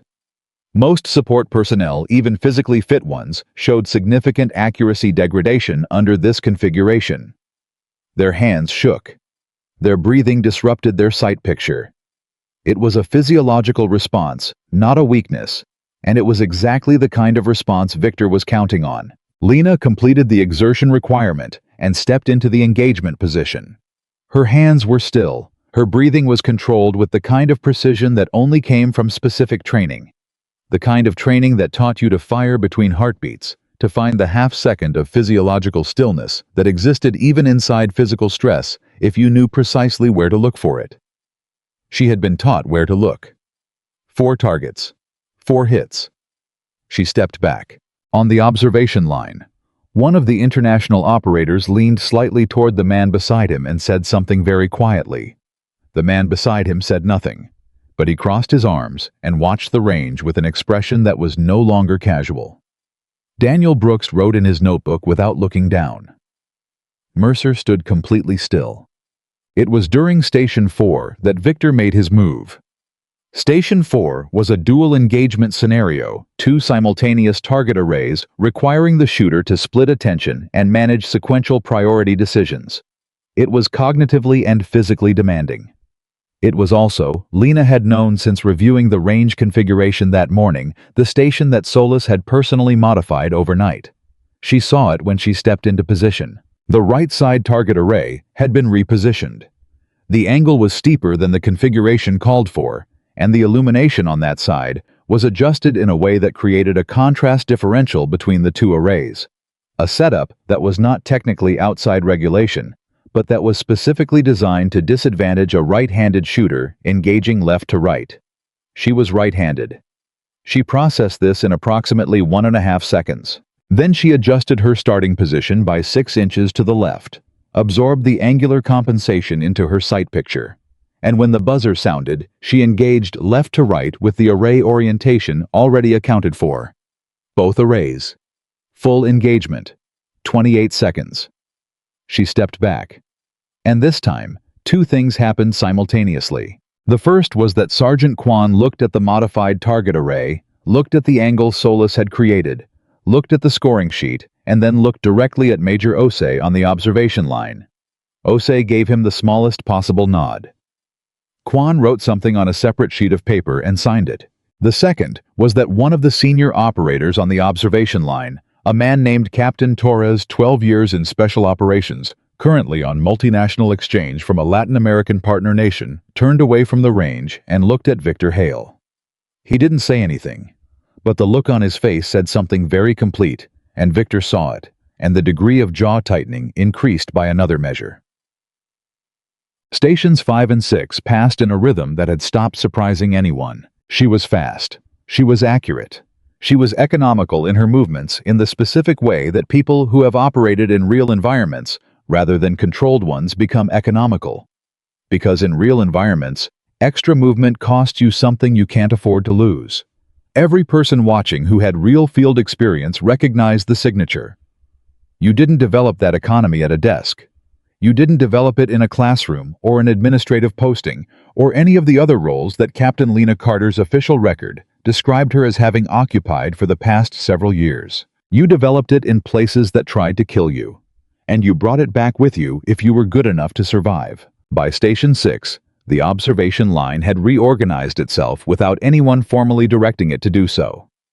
People had shifted position, angled themselves for better sight lines, stopped taking notes, and started simply watching. Torres had moved to a position where he could see both the range and Victor's face. Daniel Brooks had stopped writing and was standing with his notebook closed, watching with the expression of someone witnessing something he had suspected but needed to confirm. Victor had not moved from his original position. He was rigid now in a way that the people watching him were beginning to notice, because Victor Hale's default physical state was loose-shouldered and commanding, and what he was projecting now was something entirely different. He was projecting the very specific tension of a man watching his plan perform the opposite of its intended function. He had built this stage to expose her. Every person on this range understood that now, and every shot she fired was exposing him. Station 7 was the finale. It was the most demanding configuration on the range, a multi-target scenario with 3 simultaneous arrays, 2 moving and 1 static, with a partial obstruction time window of 50 seconds. It was in a legitimate qualification context, a final verification of everything that had come before. In Victor's context, it had been designed as the definitive public conclusion, the moment when the accumulated stress of 7 stations broke whatever composure a support officer might have managed through the earlier sections. Lena stepped into position. She felt the observation line behind her, the way you feel weather not looking, just knowing. She felt Mercer's presence, and Osei's presence, and Daniel's, and Torres's, and every pair of eyes that had been recalibrating since Station 1. She felt Victor's presence, specifically that particular quality of hostile attention that she had been aware of since the moment she walked through Redstone's front gate, and she let it sit behind her where it belonged, not ignored, not absorbed, just placed. She looked at the range. She breathed. She thought about 11 people. Not as an act of grief, as an act of fuel, as the thing that had kept her moving through 6 years of patience and solitude, and the specific loneliness of knowing something that powerful people needed buried. She thought about them standing behind her in the same way the observation line stood behind her. Not gone, not lost, but present in the way that the most important things in a person's life are present, even when nobody else can see them. She raised her weapon. The buzzer sounded. 41 seconds later, she lowered it. Every target hit, every single one. The groupings on the static target were so consistent that Quan, who had seen thousands of qualification runs in his career, looked at the scoring sheet and then looked at the target and then looked back at the sheet one more time before he wrote down the number. Perfect score. Not a passing score, a perfect score. The kind of score that the range hadn't recorded in 14 months, and the last person who had recorded it was an active-duty SEAL team leader with 8 combat deployments. Silence. Complete absolute silence from every person on that observation line. And then Torres, who had been watching Victor's face for the last 4 stations, did something that nobody instructed him to do, and that nobody could have predicted. He turned away from the range, faced the observation line, and began to clap. Slowly. Deliberately. The applause of a professional man who had just watched another professional demonstrate something he recognized and respected. One by one, others joined. Not all of them, but enough. Enough that the applause had a body to it. Enough that it filled the space and changed the quality of the air and made what was happening impossible to look away from, or diminish or explain away. Victor stood in the center of it and did not move. He could not move. Because moving meant responding, and every possible response was wrong. Anger would confirm what the room was already thinking. Dismissal would confirm it worse. Walking away would be in the vocabulary of military bearing, a kind of surrender so complete that he would never recover the authority he needed to survive the coming days. So he stood, and the applause ran its course. And Mercer walked forward. He moved past the observation line and onto the range floor with the unhurried authority of a man who had been waiting for precisely this moment and was in no hurry because the moment had already arrived. He stopped in front of Victor. "Commander Hale." His voice was level and carried perfectly in the quiet that had followed the applause. "I'd like to speak with you in my office." Every person on that range heard it. Every person on that range understood what it meant. Victor held Mercer's gaze for 3 full seconds. In those 3 seconds, something happened inside him that people who knew him well would not have recognized because it was not something Victor Hale had experienced very often in his life. It was the specific sensation of a structure you believed to be load-bearing simply giving way. Not gradually, not with warning, just gone. The weight it had been holding landing all at once on what was underneath. "Yes, sir," he said. 2 words. Clean and quiet, and completely devoid of the authority they would have carried from his mouth 24 hours ago. He walked off the range. Solis fell in behind him. Nobody else did. Lena stood at the scoring table while Quan completed the documentation. She wasn't thinking about Victor anymore. She wasn't tracking Mercer's movement, or Osei's positioning, or the procedural cascade that was already beginning to accelerate now that the range was done and the record was clean, and the case had one more documented piece to add to everything that had come before. She was thinking about something Sergeant Alvarez had said to her on the night before the insertion. They had been sitting in the pre-mission staging area, and Alvarez, who was the most experienced operator on the team, and the one who rarely said anything that wasn't completely necessary, had looked at her and said, "When this is done, you need to promise me something." She had asked what? "That you'll eat something that isn't a ration bar," he had said. "You look like you've been surviving on Sprite and coffee for 3 weeks." She had laughed. A real laugh, the kind that was harder and harder to produce as the mission got closer and the weight of it settled. Alvarez had laughed too. And for approximately 45 seconds in a concrete staging room in a country whose name she had signed documents never to disclose, they had just been 2 people laughing. That was the last conversation she had ever had with him. She remembered the laugh. She kept it carefully the way you keep something that is the last of its kind. "Captain Carter." She came back. Daniel was standing beside her. "It's done," he said. "Not yet," she said. "The range portion," he said. "This piece is done." He paused. "You did something remarkable out there." "I did my job," she said. He looked at her with that direct, unhurried attention that was so characteristic of him. "The job you were officially assigned here to do was communications analysis." She almost smiled. "That too." He made a sound that might have been a laugh, controlled and brief. Then his face settled back into seriousness. Mercer is with Hale now. Osei has the scoring documentation. What happens next? Does it go the way you need it to go? She looked at the range. The targets were still up. The last target array, the one with the perfect grouping, was visible from where she stood. Mercer has the file, she said. Osei has the physical evidence from the server. The forensic team verified the communications thread last night. The scoring record is clean and independently witnessed. She breathed. The second party, whoever Hale was communicating with, that's the piece that isn't mine anymore. Osei's team has the profile markers. They have resources I never had. So it moves up, Daniel said. It moves up, she agreed. I was quiet for a moment. The 11 people on your team. Does this give them what they need? She thought about it carefully, the way she thought about everything that mattered, not quickly, not for comfort, but honestly. It gives them a beginning, she said. The formal record, the investigation, the documentation that makes it undeniable. She paused. What happens after that? The proceedings, the accountability, the full scope of what connects to what, that's going to take longer. And I might not be the one who sees all of it.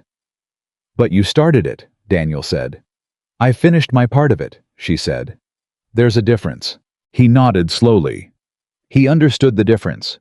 She could see that he did, that this was something he had encountered in his own career, the specific discipline of doing the part that belonged to you, and then passing it forward without needing to hold all of it yourself. What do you need right now? He asked. She looked at him. Honestly? Yes. She looked down at her hands for a moment. They were completely steady. They had been steady through every station. They were steady now. I need 5 minutes, she said. Just 5 minutes where I'm not building anything or tracking anything or holding anything together. He looked at her for a moment. Then he turned and looked at the range and didn't say a word, and she understood that what he was offering was exactly that. His presence without demand. A person standing nearby who wasn't asking for anything. She stood there for 5 minutes. She breathed. She thought about Alvarez and the laugh. She let it be. Tafe. Mercer came out of his office at 10:40. He found Lena in the corridor outside, and he walked beside her without preamble, speaking in a low, direct tone. Hale will be formally suspended from command by end of day. The IG team is initiating full proceedings. His legal counsel has been notified. He paused. He's asking for a deal. She stopped walking. What kind of deal? He wants to name the second party in exchange for reduced charges. She looked at Mercer. Something moved through her, complicated and fast, the way things moved through her when they landed at the intersection of justice and reality, where they rarely looked exactly like what you had imagined. Will you take it? She asked. That's above my authority, Mercer said. But I've been asked for a recommendation. He paused again. I'm recommending yes. Conditionally.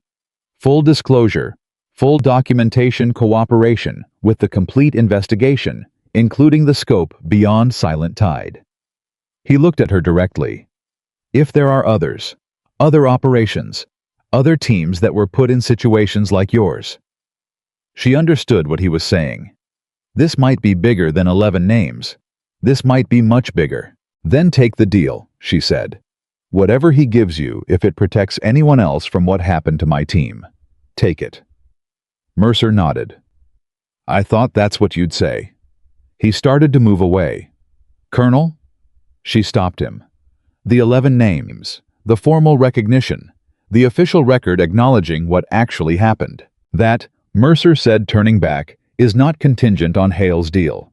That process starts today, regardless of what else is pending. He held her gaze. I give you my word. She had told him the day before that his word was not what the 11 needed. The record was. But she took his word now. She took it because it was offered directly, and because she believed he meant it, and because she had spent 6 years in a world where almost no one had been willing to offer anything at all, and a person learned eventually to receive what was genuine when it arrived. Thank you, she said. She walked down the corridor and through the facility's main doors and out into the late morning. She stopped. She stood there for the moment, not going anywhere, not tracking anything, not building or holding or waiting, just standing. The weight was still there, She didn't expect it to be gone. It had been hers for too long to simply lift. But it had shifted, distributed now, shared now, carried forward now by people and processes and the formal machinery of accountability that she had spent 6 years trying to reach. She was not done. She knew that. But she was past the part that only she could do. And that was enough. That was exactly enough for this morning. The deal took 4 days to finalize. Lena knew this because Osei told her directly and without softening on the morning after the range. 4 days of legal negotiation, conditional framework, construction, and the careful procedural architecture required to make a cooperation agreement binding enough to hold against a man who had spent 22 years learning how institutions worked from the inside. Lena spent those 4 days at Redstone. Not because she was required to stay. Mercer had made clear on the first morning that her physical presence at the facility was no longer operationally necessary. The evidence was secured. The forensic team had everything they needed from the servers, and her role in the formal proceedings would be documentary rather than on-site.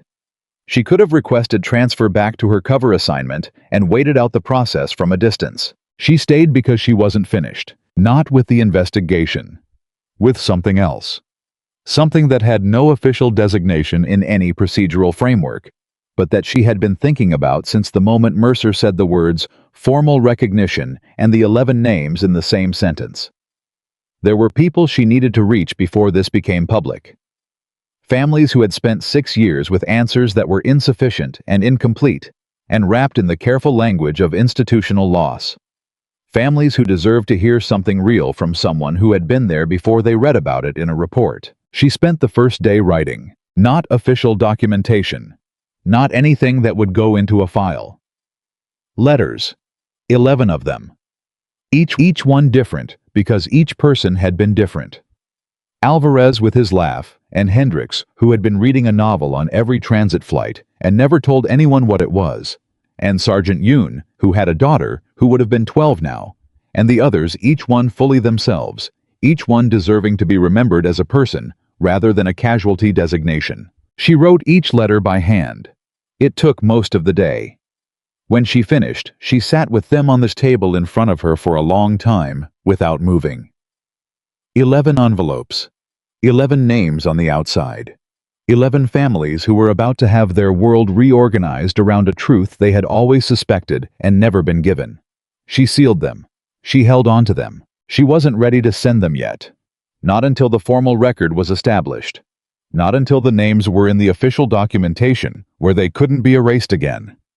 She would send the letters after. She would send them when she could tell the families it is on the record now. It cannot be undone.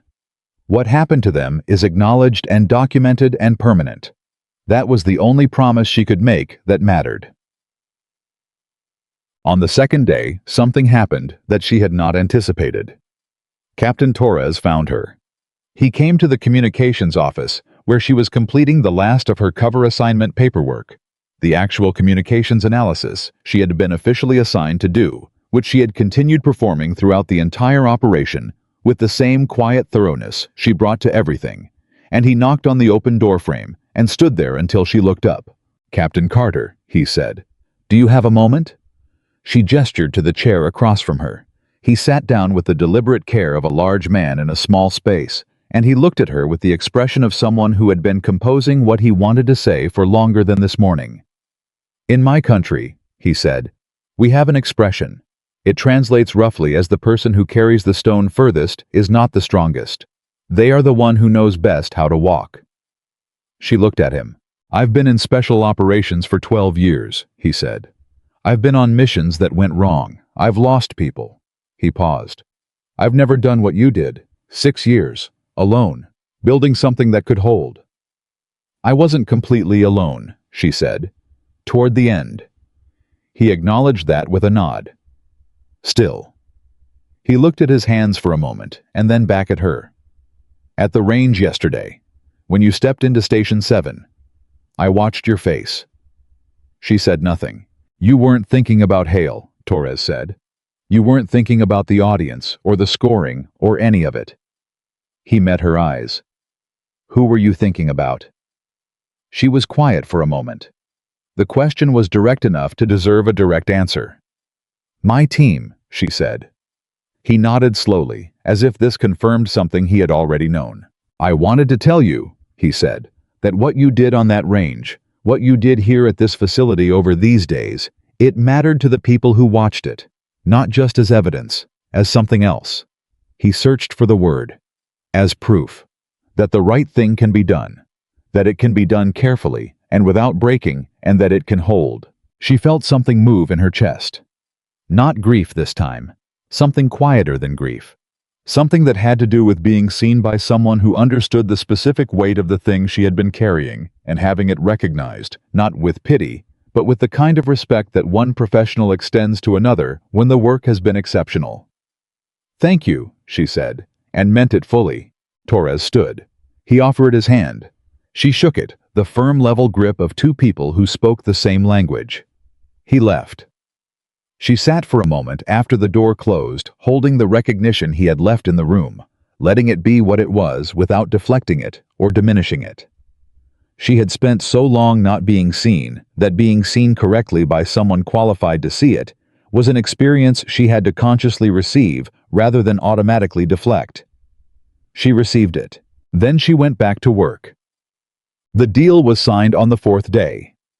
Osei called her into the temporary command office at 1400 and laid out the terms in the same clean, factual language she used for everything. Victor Hale had provided full disclosure of his communications with the second party, whose identity, when Osei stated it, hit Lena with the specific impact of a thing that you have suspected and prepared for, and still feel when it lands.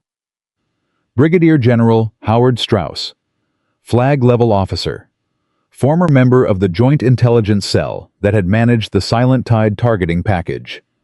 The man whose signature had closed the 2019 leak investigation without prosecution. A man who had spent 4 years communicating with Victor Hale through water pressure readings and electrical load numbers, because he was clever enough to know that the places nobody looked were the safest places to hide. Strauss had been placed under formal investigation that morning. His access to all classified systems had been suspended.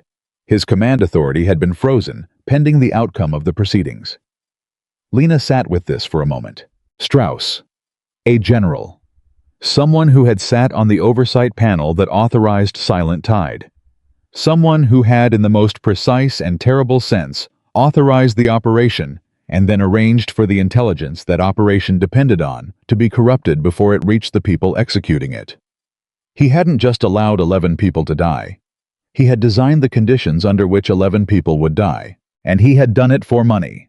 For a contract that redirected classified intelligence resources to a private interest group that had been paying him for 6 years before Silent Tide, and had continued paying him for 6 years after. $42 million over 12 years moved through entities so carefully structured that 2 separate federal investigations had passed within 3 steps of it without making contact. Hale had been the mechanism. Strauss had been the architect. "Are you all right?" Osei asked. Lena realized she had been silent for longer than she intended. "Yes," she said. "How solid is the case against Strauss?" The communications thread Hale provided, combined with the financial forensics that the disclosure unlocked, is solid, Osei said. "It will hold. It will hold in court, and in the formal military proceeding, and in the public record." She paused. "This is going to be one of the most significant corruption prosecutions in this branch's history." "The 11 names," Lena said, "are being formally recognized through the military honors process, effective immediately," Osei said. "I confirmed it with Mercer an hour ago. The families are being contacted through official channels today." She looked at Lena. "Do you want to be part of that contact process?" Lena thought about the 11 letters sitting in her bunk in their sealed envelopes. "I'll reach out to the families separately," she said. "After the official notification, through personal channels." Osei nodded. She understood without requiring explanation. "There's one more thing," Osei said. "The formal record of your role in this investigation. Your actual service history, the real one. Silent Tide. Your post-mission status. The 6 years of independent work that produced the evidence that opened this case." She set a single page on the table. "Mercer wants to recommend you for commendation. I'm asking whether you consent to the disclosure of your actual record in connection with that commendation." Lena looked at the page. Her real record. Not the clean, unremarkable file that had gotten her through checkpoints for 6 years. The other one. The one with the operations that didn't have names in public documents, and the missions that existed only in classified archives, and the designation that a very small number of people in the military world were authorized to know. Navy SEAL Special Operations Veteran. Silent Tide Survivor. The woman who had come back from the valley and kept going for 6 years until the going produced something that held. "Yes," she said. She signed the consent form. "There's something you should know," Osei said, capping her pen.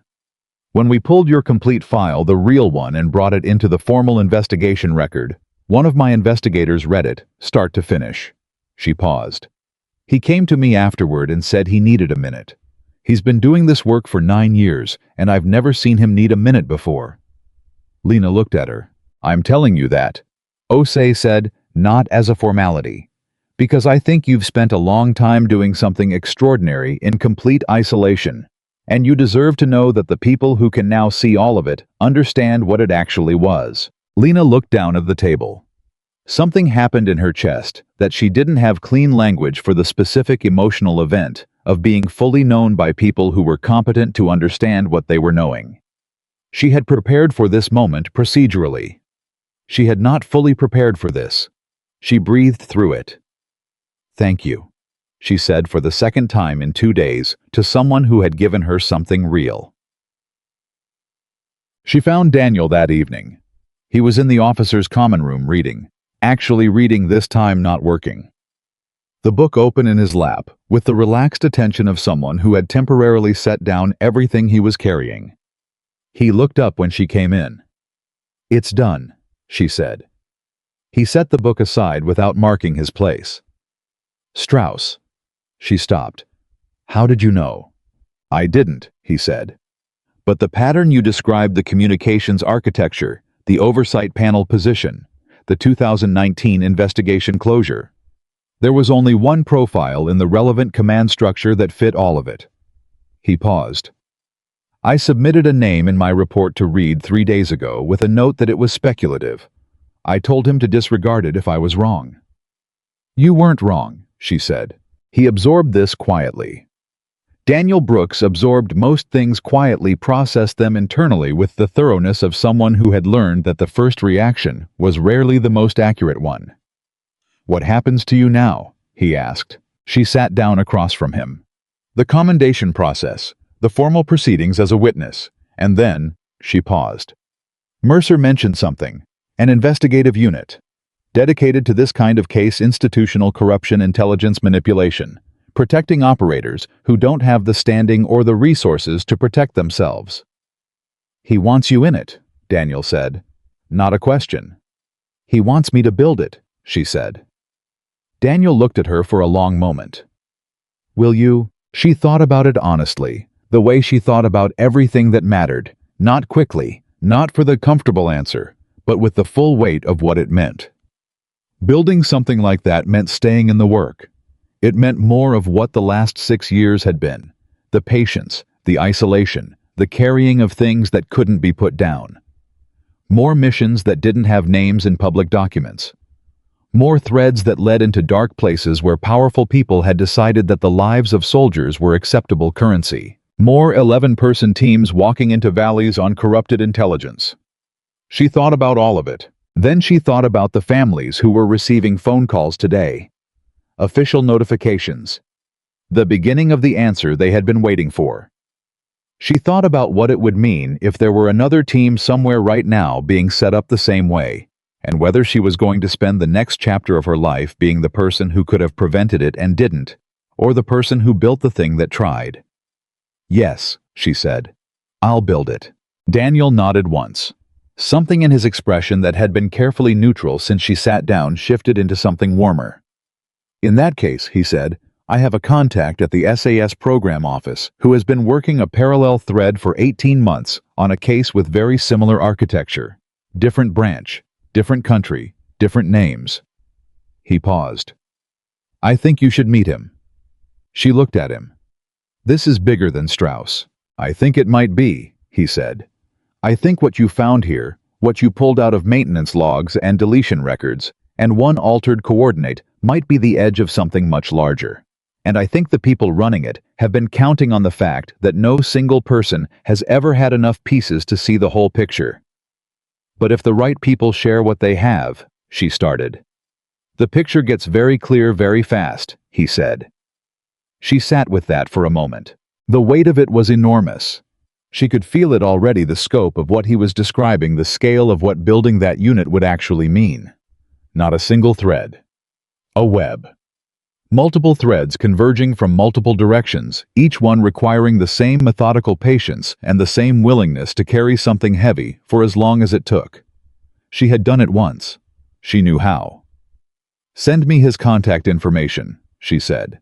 Daniel reached into his jacket pocket and produced a card that was already in his hand, as if he had been carrying it there for the past several days, waiting for exactly this moment. She took it. She looked at it. "You've been planning this conversation," she said. "I've been planning for the possibility of it," he said. "There's a difference." She almost laughed. Almost. It came closer than it had in a long time. "You're a very particular kind of person, Sergeant Brooks," she said, using his own words back at him. This time he did smile. Brief and genuine and gone quickly, the smile of a man who kept things controlled as a professional discipline, but whose control was not coldness. "Get some sleep," he said. "You look like you've been surviving on spite and coffee." She stopped. The phrase landed on her like a physical thing. Spite and coffee. Alvarez's words. Not the same words Alvarez had said. Ration bars, not spite, but close enough, and delivered in the same tone. The same gruff, affectionate directness of someone who was watching out for her in the plainest possible way. She stood up. She picked up the card. "Good night, Daniel," she said. "Good night, Captain." She walked out of the common room and down the corridor and back to the barracks, and she sat on her bunk with the 11 sealed envelopes in her hands and the business card on the blanket beside her, and she thought about everything that had led to this moment, and everything that was going to come after it. The memorial authorization came through 6 days later. Mercer called her directly, not through administrative channels, not through a formal notification process, but on the phone personally. The way people call when the thing they're communicating is too important to route through anything that might dilute it. "The formal recognition has been approved," he said. "All 11 names. Full documentation of the circumstances including the intelligence corruption and the command-level authorization that produced it. The record has been amended. Permanently." He paused. "Their families have been notified." She was sitting at a desk in a temporary workspace she had been assigned during the ongoing proceedings. She had a pen in her hand. She set it down. "The ceremony," Mercer said. "It's scheduled for 3 weeks from now. I want you to be there."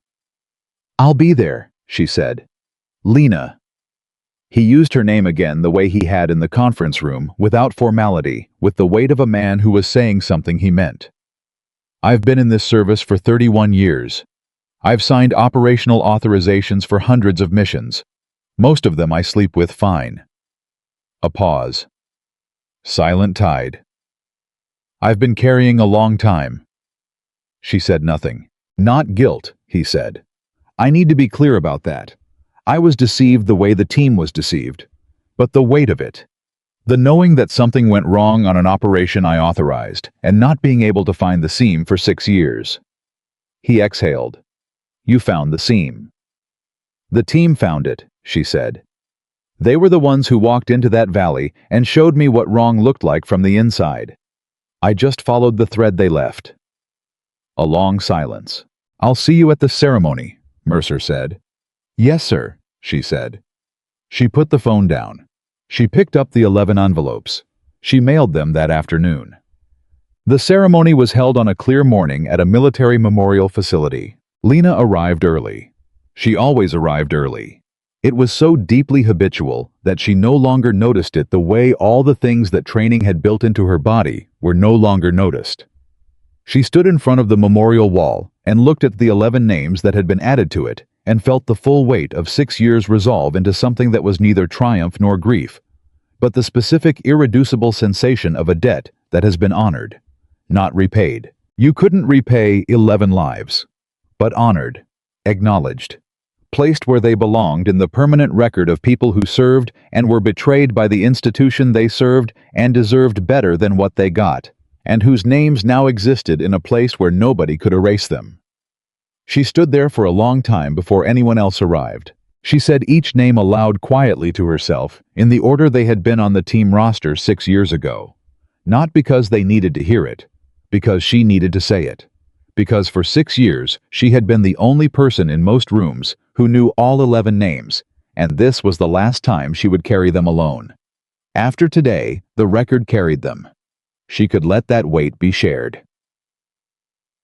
The families came separately, in small groups, arriving with the careful composure of people who had spent years learning to hold grief without being dismantled by it. Some she recognized from photographs she had studied during the 6 years. Some she didn't recognize at all. Parents who had aged siblings who had been teenagers and were now adults' children who had grown up without the people these names represented. One woman found her before the ceremony began. Lena recognized her from a photograph that was 13 years old. Rosa Alvarez, the sergeant's mother, a woman in her late 60s now, who walked with a cane and whose eyes when they found Lena's across the gathering crowd were the same eyes as her son's, the same directness, the same unflinching quality. She walked to Lena without hesitation. They stood facing each other. "You were with him," Rosa said. Not a question. "Yes," Lena said. "You came back." "Yes." Rosa looked at her for a long moment. Her face was doing the work that faces do when they are holding something enormous and insisting on remaining intact around it. "He talked about his team," she said. "When he called, he didn't give names, he didn't give details. But the way he talked, I knew these were people he trusted, people he would walk into anything with." She paused. Did he know before it happened? Did he know something was wrong? Lena thought about the moment in the staging area. Alvarez grabbing her arm. Something's off. 2 seconds before the first contact. "He knew something didn't feel right," she said carefully. "He acted on it. He put people in the best possible positions before it was clear how bad it was." She held Rosa's eyes. "He was doing his job right up to the last moment. He was exactly who you raised him to be." Rosa breathed in slowly. Her hand tightened on the cane. "You spent 6 years," she said. "Yes. For him. For all of them." "For the record," Lena said. "For what they deserve to have said correctly about them." Rosa reached out and took Lena's hand with her free hand and held it with a grip that was surprisingly strong. She didn't say anything else. She held Lena's hand for 5 full seconds and then released it and straightened and turned toward the memorial wall with the posture of a woman who had decided in this moment that what she had been given was enough to stand on. Lena watched her go and did not try to manage what was happening in her chest. She let it move through her. She let it be exactly what it was. Mercer found her 20 minutes into the ceremony. He stood beside her while a senior officer read the official recognition statement, a formal document that named 11 people described in precise military language what had happened to them and why, and established in the permanent record of the armed services that they had been killed as a result of deliberate intelligence corruption, facilitated by officers who had betrayed their oath of service. 11 names, read aloud, into the official record. Lena stood straight and still and listened to every word. When it was done, Mercer spoke quietly beside her. "Strauss's trial date has been set. Hale's proceedings begin next month. The unit you're building the authorization came through this morning." She didn't look at him. She kept her eyes on the wall. "How many people do I get?" she asked. "To start 8. I'll need 12. I'll get you 10, and we'll argue about the last 2 later." She almost smiled. "Deal." They stood together for a moment in the specific kind of silence that exists between people who have been through something significant and have arrived together at the far edge of it. "The thread from Daniel's contact," she said. "The parallel case. I've been reviewing the materials. And it's connected to Strauss," she said. "Not directly, through a third party. But the communication architecture is identical. The same steganographic technique, the same 90-day cycle, the same financial routing structure. She paused. Whoever built the system that Strauss used didn't build it for Strauss. They built it as an infrastructure, a reusable one. Mercer was quiet for a moment. "You're telling me this goes further," he said. "I'm telling you Silent Tide was one operation," she said. "The infrastructure that made it possible has been running for longer than 6 years and reaching further than one general and one facility commander." "How much further?" "That's what I need to find out," she said. "That's what the unit is for." He turned and looked at her directly. The morning light fell across his face and showed every year of the 31 he had been carrying this work. "Then build it well," he said. "I will," she said. She meant it the way she meant everything, completely without reservation, with the full weight of who she was behind it. Daniel was leaving the following morning. His SAS exchange rotation had concluded, and his program coordinator had a new assignment waiting. He found Lena at the facility entrance at 0610, with his gear already loaded and his travel documents in his jacket pocket. "You'll be in contact with Reed," he said.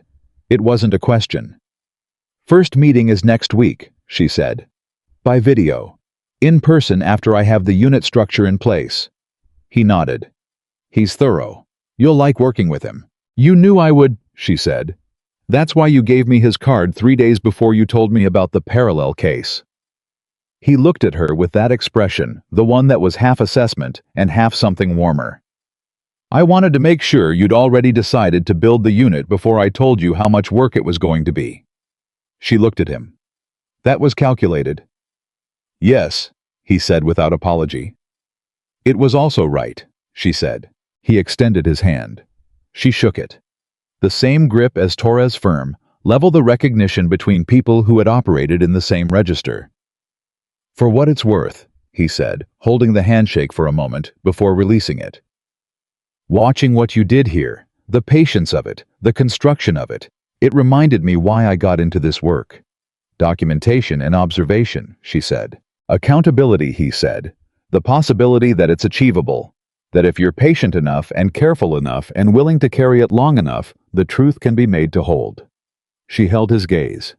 "It can," she said. "I'll make sure of it." He picked up his bag. He walked through the door. She watched him go, and then she turned back toward the facility interior, and she carried everything she was carrying, and she began. 3 weeks later, in a temporary office with 8 people around a table, and 2 more positions still being argued over with Mercer, Captain Lena Carter opened the first case file of the unit that had no public name and no public record, and whose existence was known to fewer than 30 people in the entire armed forces. The file was thick. It connected to a name she hadn't encountered before, a new thread, a new architecture, a new set of water pressure readings that hid something beneath them that powerful people needed buried. She read the first page. She read the second. She picked up her pen. She had done this before. She knew how.